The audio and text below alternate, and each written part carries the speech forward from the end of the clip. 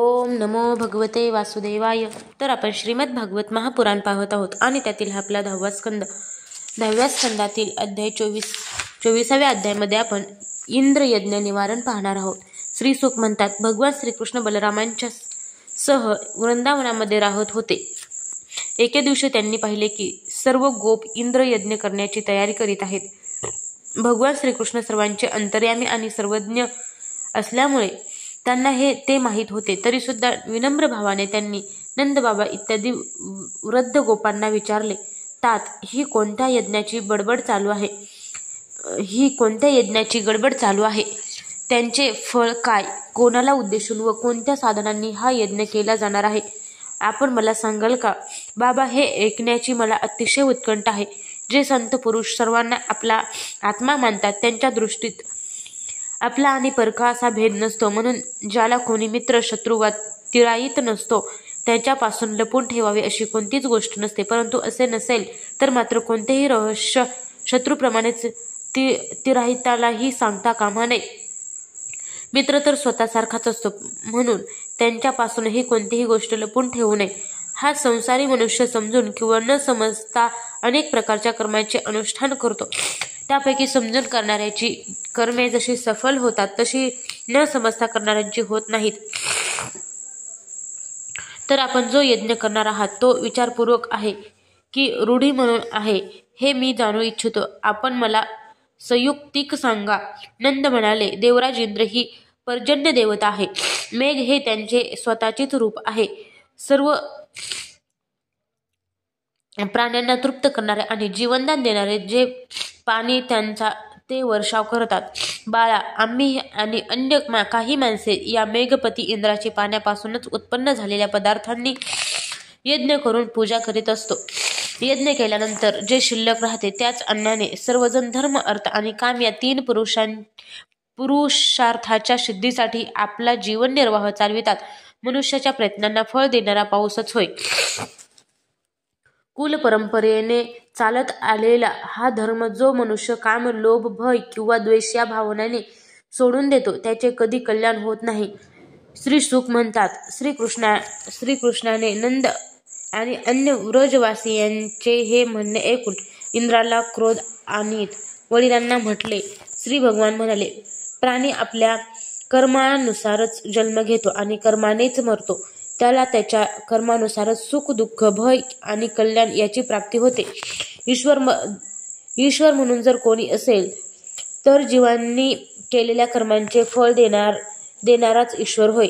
तो कर्म करणाऱ्यांना त्यांच्या कर्मानुसार फळ देतो. कर्म न करणाऱ्यावर त्यांचे काही चालत नाही. जर सर्व प्राणी आपापल्या कर्मांचेच फळ भोगीत असतील तर आम्हाला इंद्राची काय आवश्यकता? पूर्वसंस्कारानुसार प्राप्त होणाऱ्या माणसांच्या कर्मफलाला जर तो बदलू शकत नसेल तर तो कशाला हवा? म्हणून मनुष्य आपल्या पूर्वसंस्काराच्या अधीन आहे. तो त्यानुसारच वागतो. देव, असुर, मनुष्य या सर्वांसह हे जग स्वभावावरच अवलंबून असते. जीव आपल्या कर्मानुसारच उत्तम किंवा कनिष्ठ शरीर ग्रहण करतो आणि सोडतो. कर्मानुसारच शत्रू, मित्र, उदासीन असा व्यवहार करतो. किंबहुना कर्मच गुरु आहे आणि कर्मच ईश्वर आहे. म्हणून मनुष्याने पूर्वसंस्कारानुसार आपला वर्ण आणि आश्रम याला अनुकूल अशा कर्मांचे पालन करीत कर्माचाच आदर करावा, जेणेकरून मनुष्याचे जीवन सुलभतेने चालेल. तीच त्यांची इष्ट देवता होय. जसे जाराशी सहवास करणाऱ्या स्त्रीला कधीही शांती मिळत नाही, त्याप्रमाणे जो मनुष्य आपले जीवन चालविणाऱ्या एका देवतेला सोडून अन्य देवताची उपासना करतो त्यापासून त्याला कधीच सुख मिळत नाही. ब्राह्मणांनी वेदांचे अध्यापन करून, क्षत्रियांनी पृथ्वीचे पालन करून, वैश्यांनी व्यापार करून आणि शूद्रांनी 3 वर्णांची सेवा करून आपला जीवन निर्वाह करावा. वैश्यांचे व्यवसाय 4 प्रकारचे आहेत: शेती, व्यापार, गुरांचे पालन आणि सावकारी. आम्ही त्यापैकी फक्त गोपालनच नेहमी करीत आलो आहोत.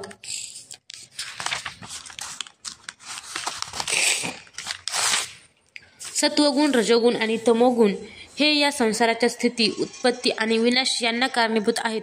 हे विविध प्रकारचे संपूर्ण जग स्त्री पुरुषांच्या संयोगाने रजोगुणामुळे उत्पन्न होते. त्या रजोगुणाच्या प्रेरणेने मेघ सगळीकडे पाऊस पाडतात. त्यामुळे त्यापासून अन्न आणि अन्नापासून सर्व जीवांची उपजीविका चालते. यात इंद्र काय करतो? तात आमच्याजवळ नगरे नाहीत, गावे नाहीत की घरेही नाहीत. आम्ही कायमचे वनवासी, जंगले पर्वत हीच आमची घरे होत. म्हणून आपण गायी, ब्राह्मण आणि पर्वत यांच्याच पूजेला आरंभ करू. इंद्र यज्ञासाठी जी सामग्री गोळा केली आहे त्यातूनच या यज्ञाचे अनुष्ठान होऊ द्या. वरण, शिरा, अनरसे, करंजा, खीर इत्यादी अनेक प्रकारचे अन्नपदार्थ बनवा. सर्व दूधही बरोबर घ्या.